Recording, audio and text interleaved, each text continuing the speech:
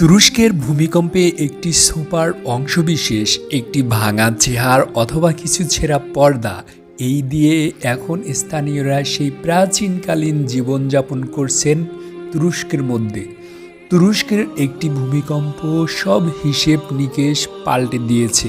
আটকে পড়া মানুষগুলো সাহায্যের আশায় নিচ থেকে শব্দ করছে। কঠোর পরিশ্রমী উদ্ধারকর্মীরা একের পর এক ভারী ভারী কনক্রিটের দেওয়ালগুলো সরিয়ে তাদেরকে উদ্ধার করার চেষ্টা করছে। কিন্তু এত সহজেই কি এত গভীর নিচে পৌঁছানো যায়? এমনও হয়েছে দুদিন ধরে চিৎকার চেঁচামেচি আসছিল নিচ থেকে। উদ্ধারকর্মীরা সেখানে পৌঁছানোর আগেই জীবন প্রদীপ নিভে গেছে। আবার সিরিয়ায় আরেক ধ্বংসস্তূপের নিচ থেকে জন্ম হয়েছে এক শিশুর। মা গর্ভবতী ছিলেন।